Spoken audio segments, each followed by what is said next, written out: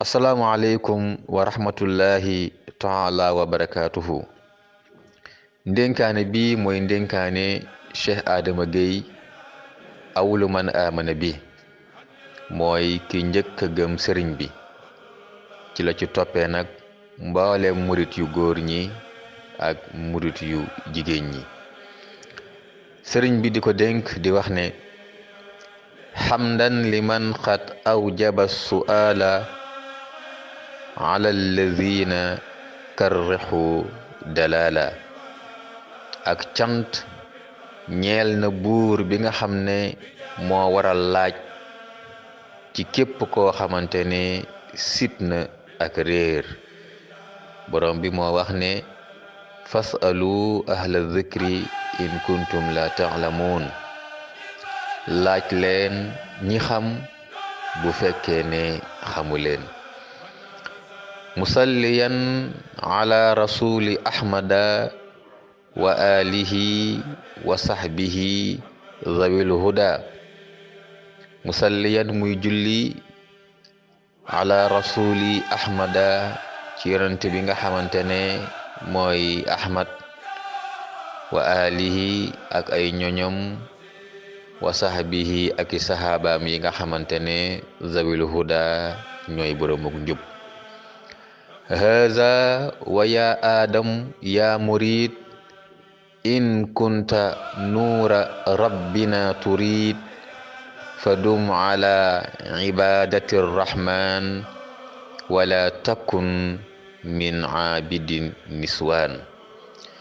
yëgal ne yow aadama, yëgal ne yow murid bi, su fekkee ne danga bëgg am sa leerug boroom na nga sax di jaamu yàlla mi nga xamante ne mooy aji yërëme, waaye bul bokk mukk ci ñi nga xamante ne dañuy jaamu jigéen ñi. kun mutaannisan bi rabbika al ajib waltamis ridwanuhu takkun najib. na nga nekk di wéttaliko ci sa borom bi nga xamante ne mooy ku yéeme ki, waaye na ngay sàkku li nga xamante ne mooy ngërëmam saa su ne. boo ko defee rek di nga mucc. wadum ala al ixlaasi wal mujahada bin nafsi dahran fattanaalul faida. na nga sax ci ak sellal, na nga sax di jihaat ak sa bakken diirug jamono. boo ko defee di nga am li nga xamante ne mooy njariñ. wala takun multafitan illa lima yajzibu halbaka illa rabbis sama. bul nekk mukk di gestu lu dul jëm ci li nga xamante ne dina bijj sa xol di ko yóbbu ci ki nga xamante ne mooy boroom asamaan. wa kullama yaqullu bayna rabbika wa baynahu fatruk tafuuqu gayraka. lépp loo xamante ne day dox sa diggante ak sa boroom ak sa diggante ak moom, loolee bàyyi ko. soo ko bàyyee di nga kawe keneen ku dul yow. walus bi rabbika, na nga wéeru ci moom. wa mil ilayhi, na nga jàng jëm ci moom.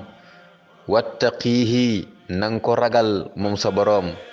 wattakilan alayhi, te nga wàkkirlu ci moom. ndénkaane bi mooy ndénkaane bi nga xamante ne sëriñ bi moo ko dénkoon Cheikh Adama Gueye. wasalaamu aleykum wa rahmatullahi taala wa barakatuhu.